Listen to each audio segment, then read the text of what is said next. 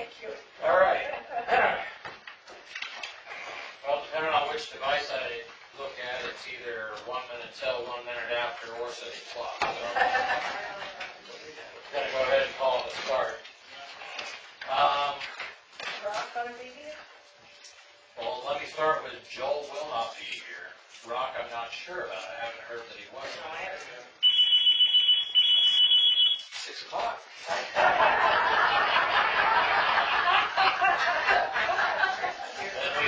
Then we can begin. Because we don't have a quorum, we will not be making any decisions this evening. As much fun as that does seem to be, came for a day and all that good stuff. But we won't do that, but we will work our way through the agenda that we put together. And we have a couple people here that are going to talk about some additional items too. I'd also like to mention and let everyone know that this evening's proceedings are being recorded and being streamed live on the internet. Later on, they will be available to view on YouTube, courtesy of Michael Gordon way in the back. Thank you, Michael. All right, we're not going to approve minutes because we don't have a quorum. EMD appointment. So Buster has been our Director of Emergency Services for quite some time, and he's had enough. Enough fun for some time. So the selectmen had agreed to try to come up with a way that we can get him off of that responsibility in a timely manner. So immediately I will be assuming those duties. Joel will act as my deputy, I guess, if you want to put it that way.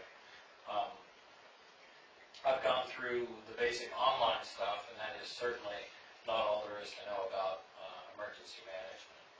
So, is that you way there in the back? On behalf of the selectmen, thank you very, very much for all the hard work you put into the position, developing our plans, going above and beyond in every way we could imagine. I'd like to extend our heartfelt welcome to you, and thank you.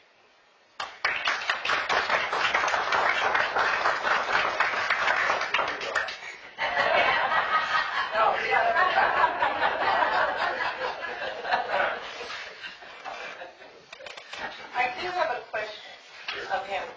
So have you gotten the grant from him yet? I have not received anything from that. What I So- just said may be as much news to him as everybody else. Are you working with somebody on that grant? I was waiting for something from Homeland Security because they changed the format, all right?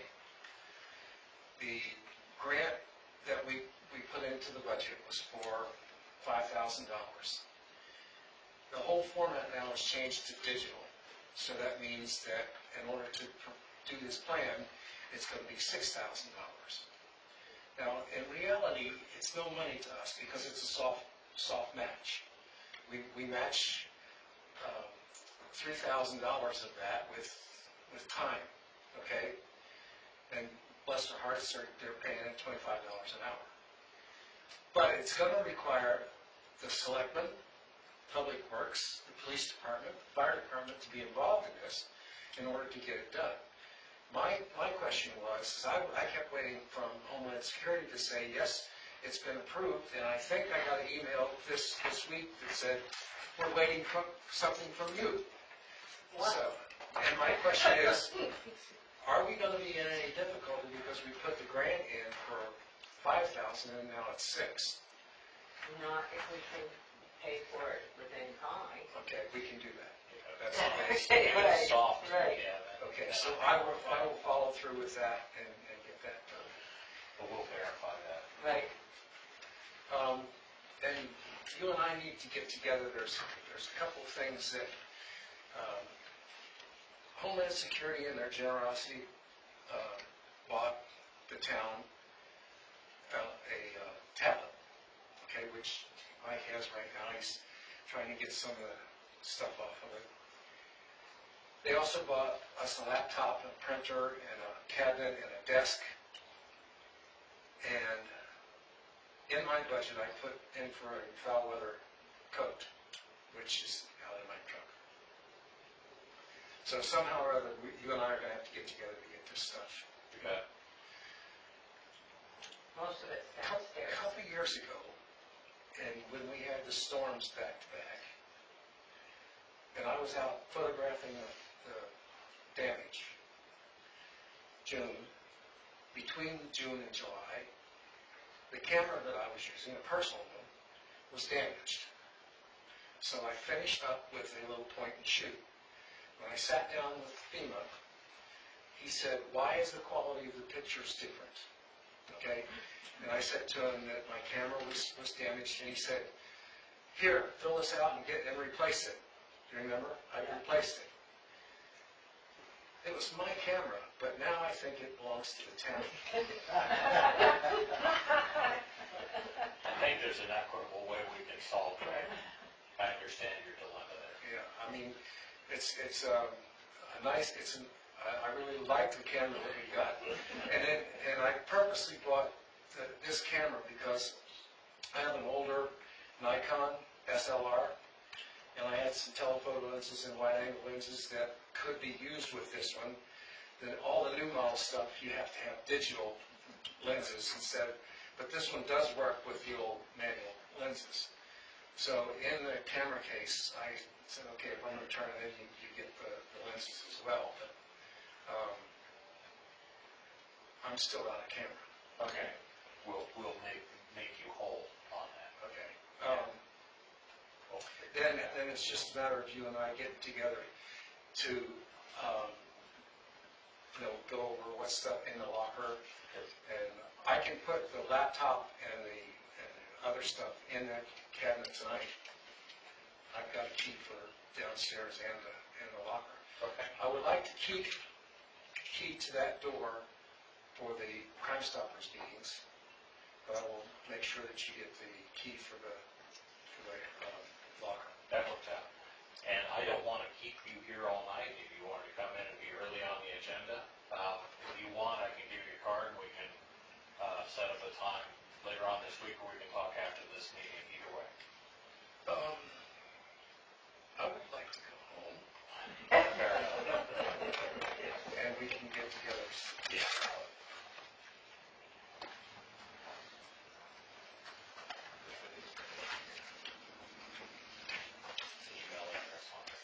Okay, I'll just put that stuff in the locker, including the cabinet. That works out. And we'll figure out how to make you whole, and I assume going forward I may have one or two questions for you too. Oh, very nice. That's free parking anywhere you go, I think. Say hello to those handicapped. That'll work. Again, thank you. I really appreciate it. All right, moving right along. Well, that was cool. We had a good week. We had a mining event that Jim Decor put on at Saturday, and it was very good. And we actually opened up the snack shack, which we don't usually do unless it's a special big event. But it did very well for just being open on a Saturday. And Sunday we had a large birthday party. Today was a big day. The 18-wheeler showed up around 10:30 this morning, right here with the brand new playground equipment that we've been working on for the last few years, and with the help of JP Trucking, doing site work out there. Volunteer, Tom Frederickson volunteered to help, and Mike Hersowich helped from the highway department, did an excellent job. I have to tell you, excellent job. I was standing there holding myself when I'm thinking, I'm going to have a heart attack. Everything's going to work. It's scary watching sometimes a professional person work those big machines and how well they can do it. The site is ready, except for we have to get the playground, Wood chips. wood chips. Friday, the installers will be here, and the swings came from a different place, and they'll arrive at the same time, so everything will be installed. on Friday, so hopefully Saturday, we have, tell everybody the playground is up and going. Excellent. All right, shall we loop back and approve our minutes now that we have a quorum? Sure. You okay with us? I was. I'm okay. Any comments? Your name's not on it. I can Oh. do it. That's all right. I've been getting that for 50 years now, so. Well, I just don't think about it, so sometimes it gets spelled right, and sometimes it gets spelled wrong. I'm okay with that. All right. Okay. I will move that we approve these minutes with my name corrected. Right. Second. All in favor? Aye. All right, minutes approved. All right, and thank you, Bobby. Community watch update. We don't have an update other than at some point we got to vote on this thing, and it's going to be spending $150 to get it started. So do you want to take a vote? Do you want to? I think it was already voted on. So we can vote. Yeah. Voted to get two kids. Did I see that in the minutes? Yeah, I you did. retracted 2 weeks ago's minutes. I didn't think you did. It was. Wait, I'm pretty sure we did. Yeah. is that one of those minutes that we said it sounds good and everybody nodded? Yeah. All right, we'll get them ordered. Here's your update. HR subcommittee, committee. Rob, Well, we did meet this last week by plan, a meeting on Thursday. Good point is that some fellow by the name of Chris Brightman has decided to help us. We were having issues with the org chart because we lost I believe we had lost our second intern because of school. Her computer blew up, so she said she was in the middle of a crisis, so I'm not sure what that meant. So I appreciate your, taking over for that. I'll be reviewing your documentation that you sent us. There are some edits that I'm going to recommend, and we'll take your comments and we'll go off and see, where we go with that.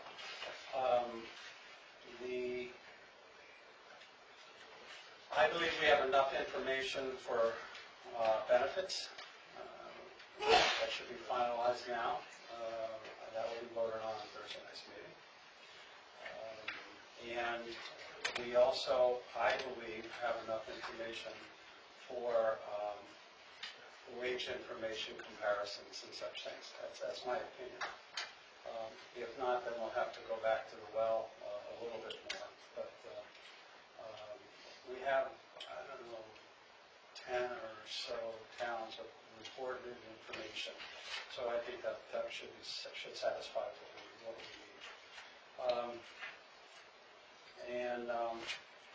I guess that's it. So more will be offered next week once we get it out this week.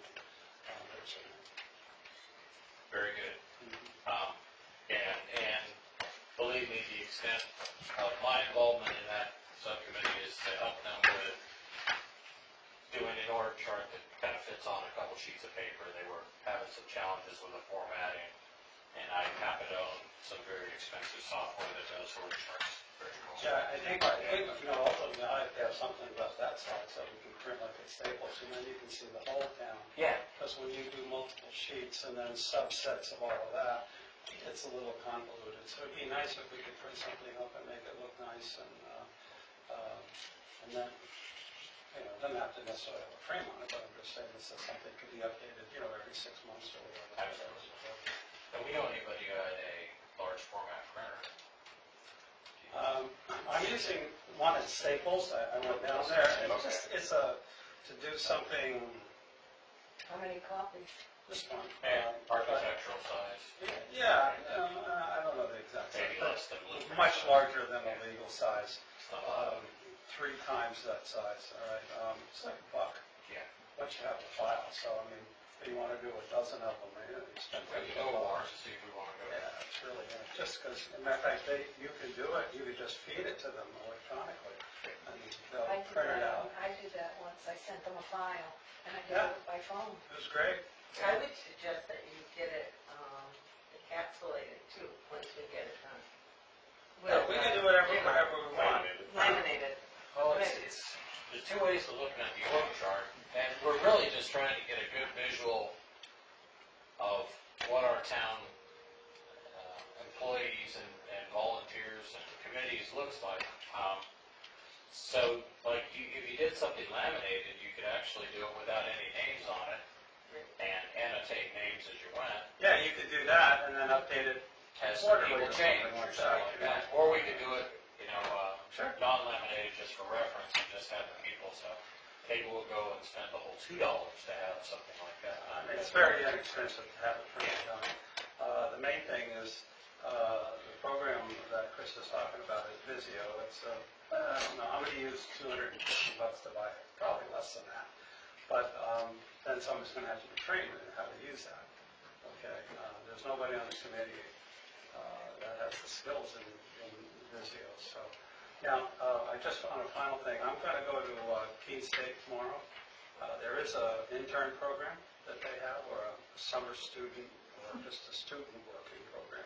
I've forgotten the actual name of it, but I'm going to ask them if they can provide us with somebody that can work another 10, 12 hours to get the whole package completed.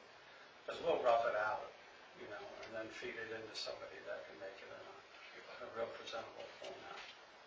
Excellent. Okay. Well, thank you. Anything else? Okay. All right.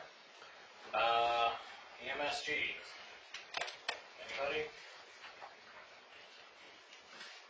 Well, I did attend their last meeting. Oh, I did too. Well, thank you. And here you are. Now, how's that for being put on the spot? I don't have the minutes, sorry. That's okay. But in general, Paying for you it. guys had folks from the fire department. Fire department was very good, very productive, and they're gonna get more information for us, and so that we can get more information to, have recommendations. And, what else? I wasn't prepared for this. That's okay. I think the sum of the discussion where they're at right now is we're within a year or two of needing new equipment. Two trucks over a couple of years' time, possibly. Or two Pumper, needs. right, yes. A pumper and a rescue truck, and we're looking at individually, or if there's a rescue pumper combination that might suit the town, so we're looking at both of those. And the cost difference, because it's much less expensive to get the rescue pumper rather than a pumper and a rescue truck. Two trucks. One truck is less expensive. It was around 400 and something thousand approximately, not with the add-ons, without the add-ons. Correct. There's other add-ons.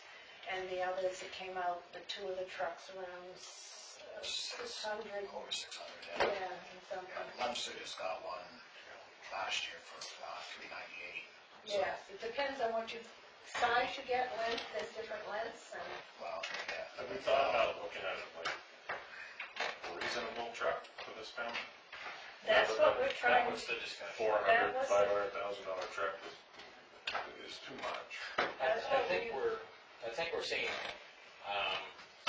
a lot of different people have got a lot of different opinions on what the town needs versus what the town may want. I can tell you, as being a firefighter in this town before for so many years, we should have two trucks. Having a pumper and a rescue combined is not a good idea.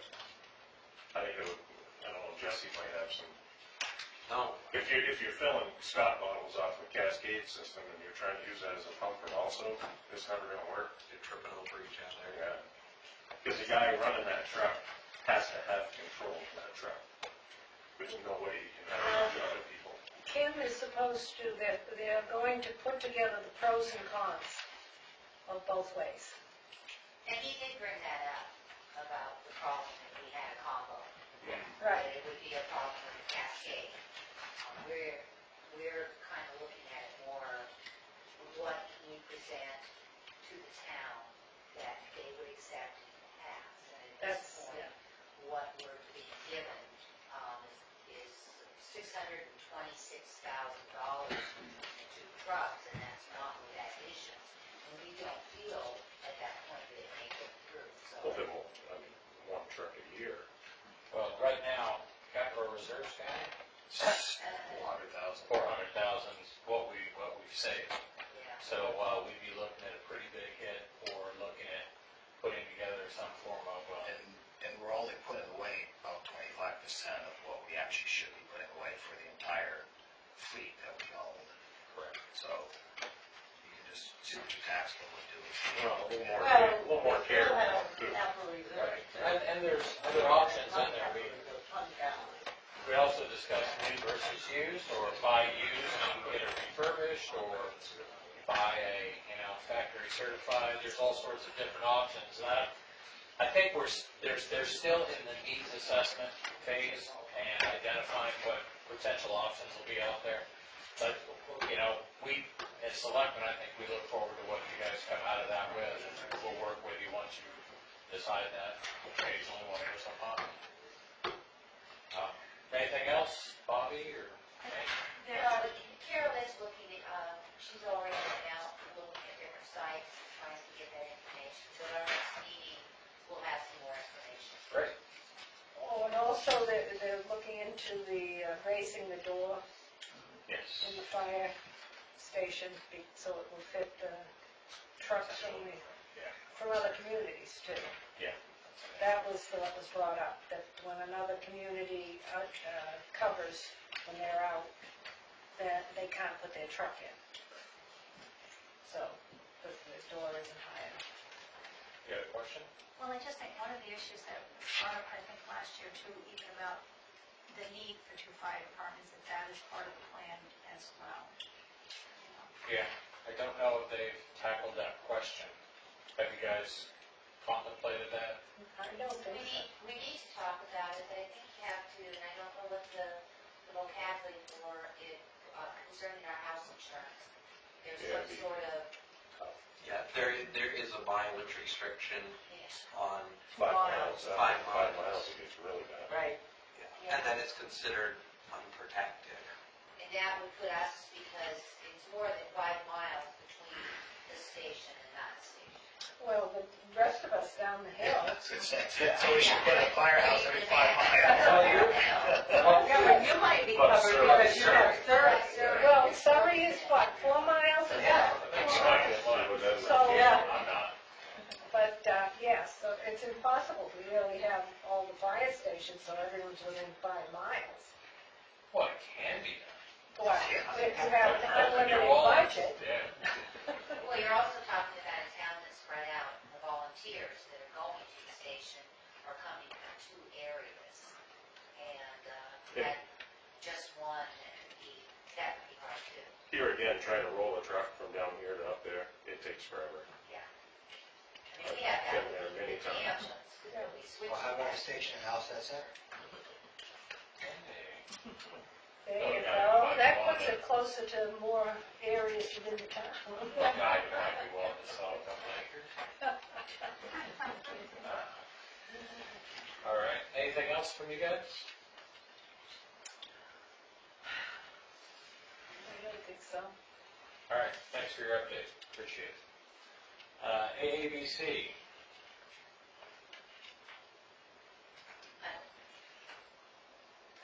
we do have at least one new alternate, correct? Yes. Well, I volunteered, You yes. volunteered. So I think Marge Newman has volunteered, so she has, to be an alternate on AABC. I know they've lost at least one member recently and maybe another. I'm not sure what their numbers are right now. But that's great news. I appreciate you stepping up and taking part in that effort. I'm trying to think of what I have. There was a lot of discussion on, Jonathan Wells was there Yes. and gave a great discussion on the computer programs he's looking into and Yeah. the work he's doing. That you can talk about, I don't remember.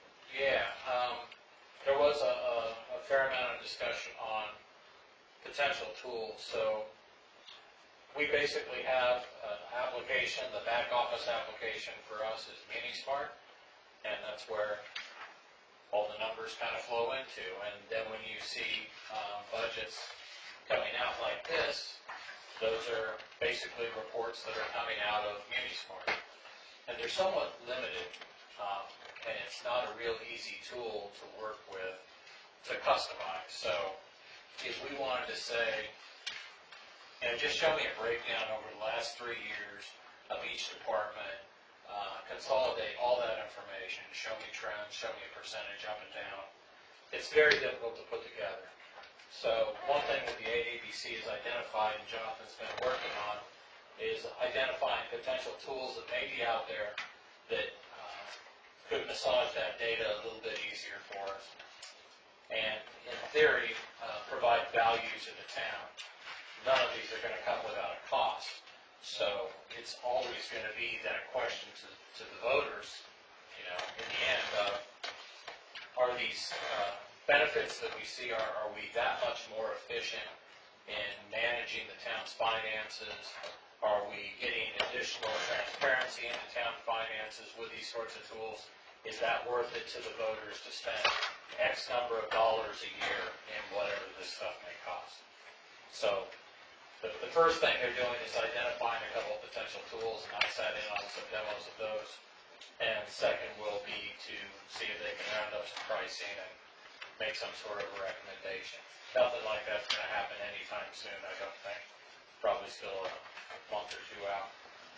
But I just want to bring that up and say that's what they're doing with that. Trying to see if I have anything else from AABC. One of the things they talked about too was calendarization of the budget, so that people would have an idea of what was going to be done monthly. Yeah. Like what monthly, what kind of calendarization? What jobs they were going to be working on and when. Oh, for the AABC.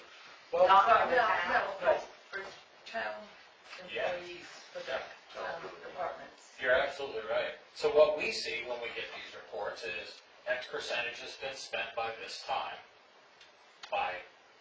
whether it's by May or whether it's by June or December.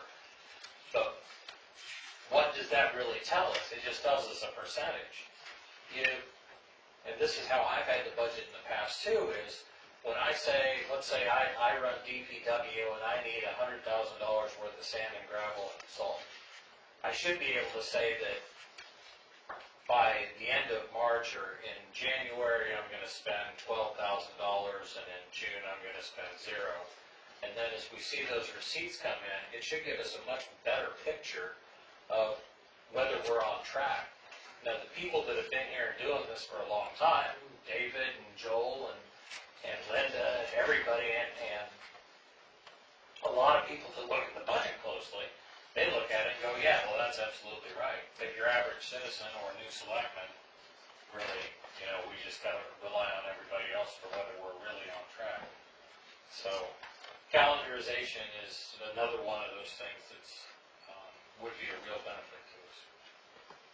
Yeah, especially when the big dollars start. We start doing the gravel and the sand, Yeah. Insurance and stuff like that, where you are. Some side you pay one payment on insurance, and that's not 100%. on July 1st. Exactly, it's for the rest of And the year. December 1st. Right. And then And you look, January. yeah. And we have other stuff where we look like we're way ahead, and then all of a sudden we're Right. 10% low or whatever it happens to be. I think the other issue, correct me if I'm wrong, it's my understanding if a department is given a budget of dollars, okay, once they do it, those are specified in certain buckets, okay, so much for sand, I'm using DPW, so much for sand, so much for gravel, so much for this, so much for that. However, it's not necessarily applied that way. It's my understanding that even the select board says, okay, you've got a total bucket of dollars, although you bucketed it each way, in each specific category, you can over and underspend as long as you're not, at the end of the year, over that total dollars that were in the budget. And that creates an issue, just that you brought up, because you could be in June and have spent 50% of your budget, which sounds like a pretty good deal. But if you buy all of your winter supplies, which takes 70% of your total budget, okay, in October, then you're not going to have enough money. Yeah. So I think what you're saying is that you want to kind of adhere to those buckets that you budget initially. And then if you have to go over because of some unforeseen emergency, whatever it might be, then you come to the select board and say, hey, I need to spend $10,000, which I don't have in budget X. I can pull it from budget Z, okay, and I just won't spend as much in Z, and is it okay for me to do that?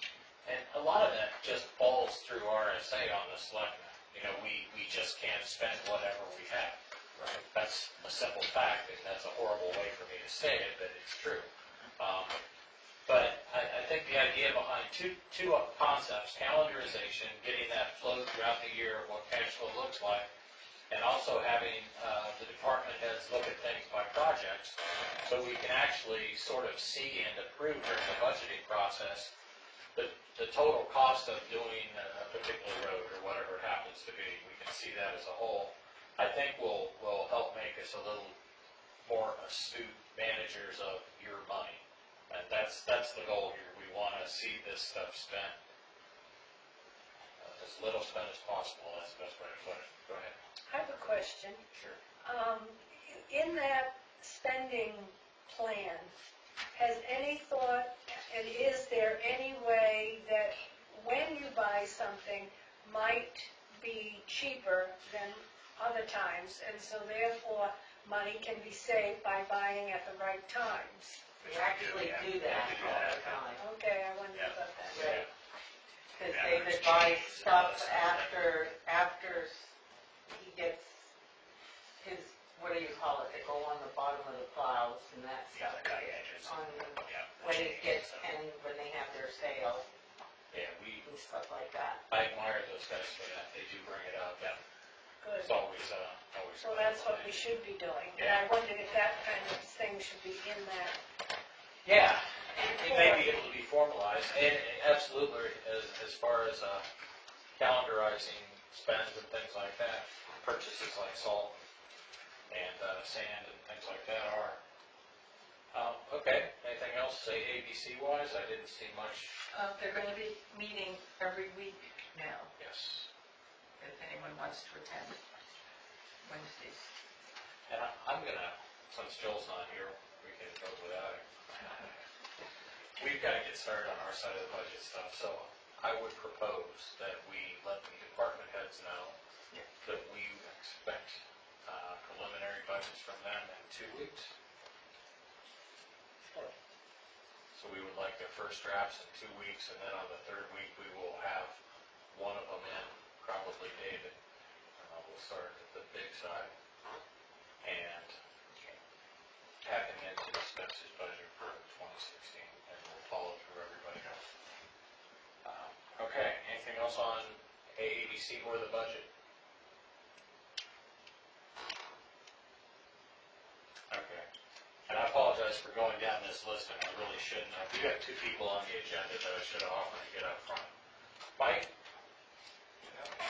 would you like to jump forward in the agenda here? Ahead of Elsie's birthday? So let me try there. Joel's not here, I guess. I see, you don't see him. No, He is not. Alright. Anybody who's part of the Alstead Chronicles on Facebook, or by this pool, I am part of neither of any longer. Probably saw some pretty interesting discussion this past week after this last selectmen's meeting. I said that I would come in here and try to straighten it out, because apparently there's still some confusion as to what was said and what intentions may or may not have been. You're welcome to read anything in this at any time, but I'd ask you, Chris, to read the last 3 messages, as they're the only ones that are pertinent. And if you can include the time and date stamp, that would be nice.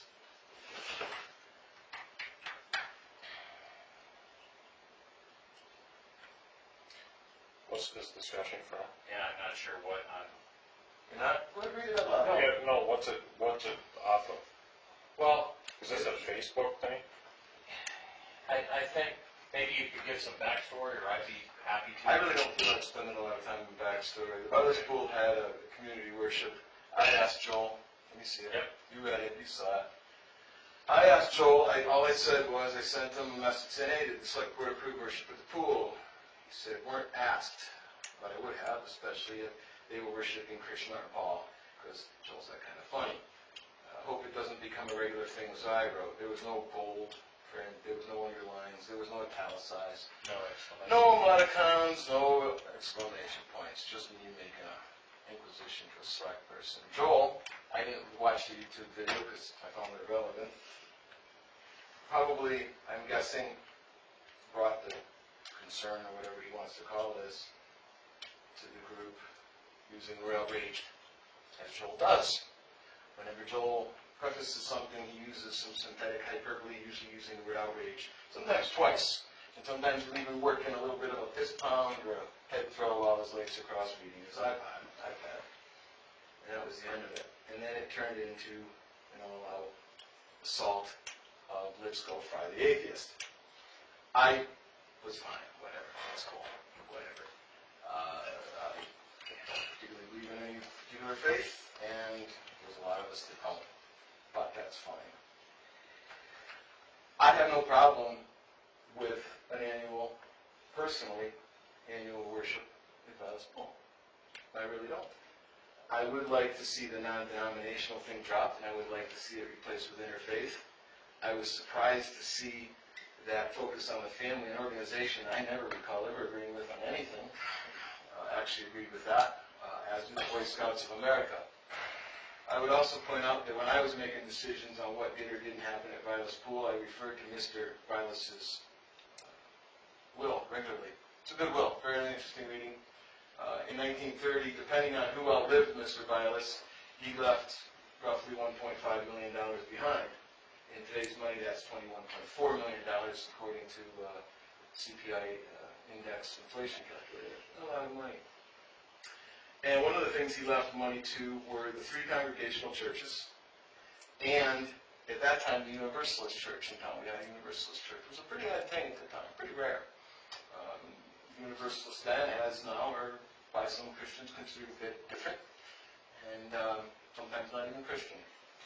But Mr. Vilas saw fit to see that everybody got left money equally and fairly, and in that spirit, and because I believe that he viewed Vilas Pool not only as a great gift, but also as a cultural resource, that the committee considered that. The interfaith versus the non-denominational. I'm all in favor of once a year, but as pointed out on Facebook several times, I'm only one person because that's the only voice I have, is one, my own. And that's it. I'm done. I want to go home and have some beer. Because to discuss or debate anything else would be pointless, and this is not the time or place. But I wanted everybody to hear it in my own voice, because I was denied that. Thank you. No problem. Thank you. And have a good night. I expected it. All right, and in the interest of jumping ahead, the cart race. Well, yes, we received a We had a postcard from the Silvi Alcante National Fish and Wildlife Refuge. The draft comprehensive conservation plan and environmental impact statement now available for public comment. So we came to make sure that you are aware that We this got it. Did you get it? We got it. And you this have it plan, the available? whole big plan. Yes, 2,000 pages. Yeah, yes, it's huge. It's huge. You can access it online also. Right. I wanted to make So we sure. want to make sure that you guys have that plan. Yes. Can you tell me why we're getting that plan? They're calling it Ash Willis, because we really don't Because have we're anything to watershed. do with We're them. I'll explain. Okay. I can explain the whole thing of this. Okay. 3 years ago,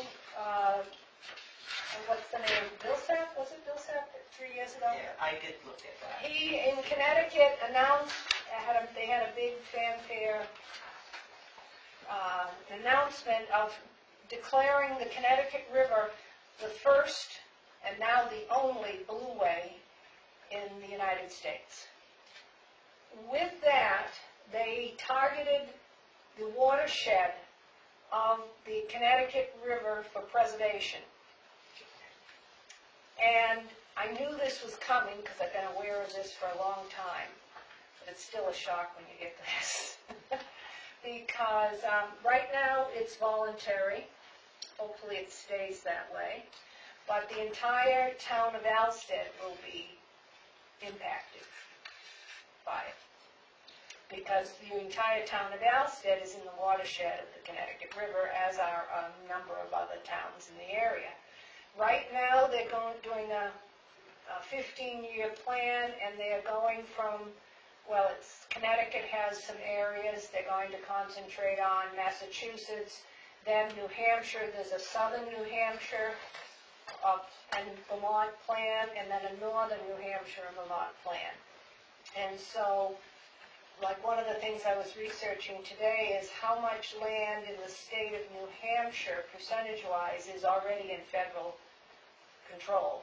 And it's already 13.7%. And when this is finished, it will be much, much more than that. It's, You're talking over 50.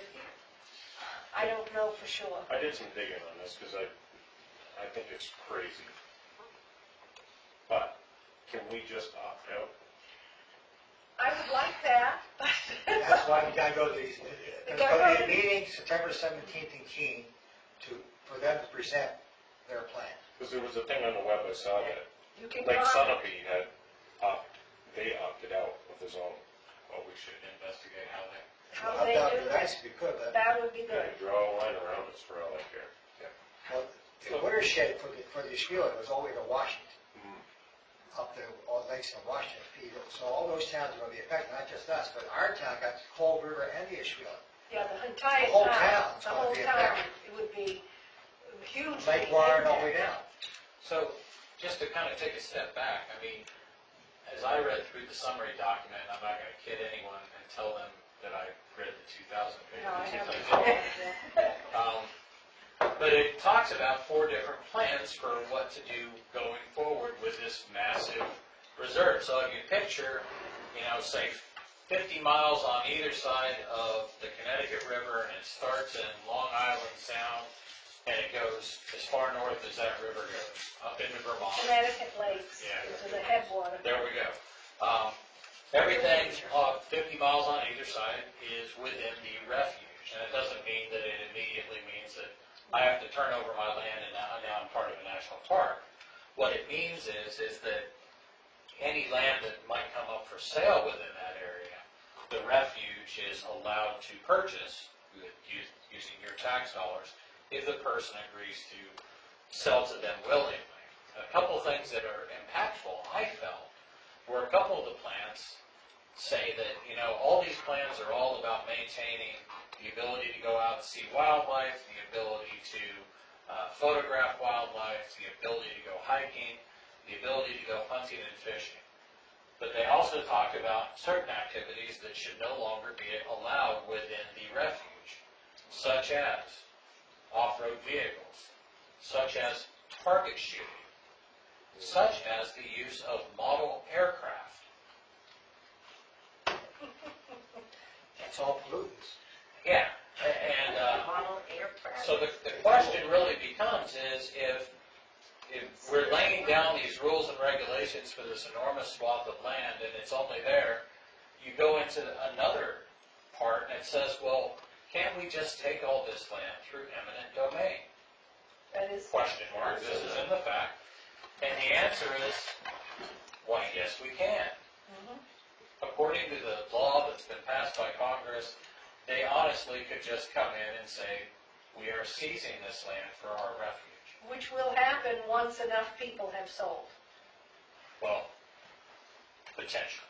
Possibly. Well, that's what's happening in northern New Yeah. Hampshire right now. Errol, I've spoken to Robert Lord up in Errol, New Hampshire, and that is what's happening to the town of Errol. So I think it's safe to say that there are enough reasons that